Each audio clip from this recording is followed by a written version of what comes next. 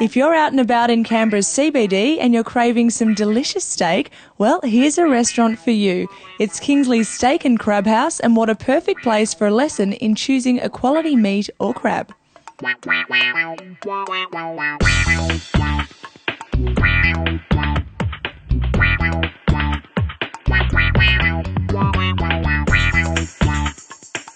Now we're joined by Marcus, who's the head chef here at Kingsleys. Marcus, how do you help your customers decide what steak is right for them when they're ordering? I think the main two important questions that are always asked by the floor staff when they're actually, seeing a customer at the table is, how would you like your steak cut, which is obviously the most important one, and and how hungry you are. Being a steak restaurant, we obviously have a lot of different sized steaks and a lot of different range as well.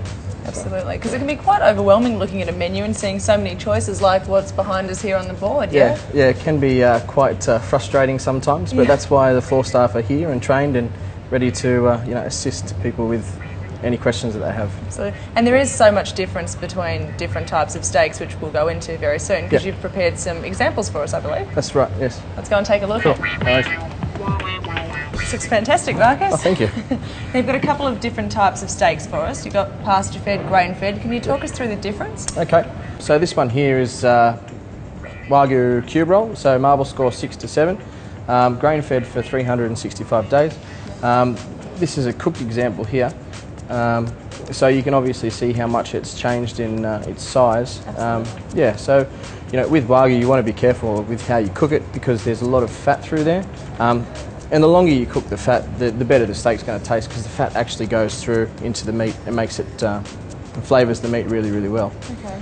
And you've got pasture-fed as well? Pasture-fed, yep. So this one here, this is an organic Wagyu strip loin that we've got. If you have a look at the difference, there's a lot of difference between the marbling. These guys are fed for nearly 2 years, just out on an organic pasture. Walk around, very happy cows. Yeah. And what's the difference with organic? Organic, there's very strict rules with organic. You can't have any fertilisers or any chemicals or anything into the actual soil itself. So, it comes with the grass and that kind of stuff as well. Yep. So, you can tell there's a huge difference between the marbling. See, this cow is actually fed for 2.5 years, but this one's only fed for 1 year. Yep. But huge difference. But the taste is exactly the same. Okay. I'd probably say this one's a bit better. Okay, myself. There's a recommendation. Yes. Yeah. Now, Marcus, you've got crabs here. Yes. I should rephrase that, actually. You've got 2 different types of crabs on offer. Can you talk us through what they are? Okay, so this one here, this is probably our biggest seller. It's Alaskan king crab. It comes from the Bering Strait in Russia. So these guys are only fished for about 4 weeks of the year. Very dangerous water, so very high priced and very sought after. They've travelled a long way to be with us. They have. So the taste and the meat of these ones is it's very delicate meat, slightly sweet and slightly salty. It actually goes really well by itself with some mayonnaise. This one here is Queensland mud crab. So these guys are a little bit closer to home. Yeah. Mud crab, they get their name is because they live in muddy flats.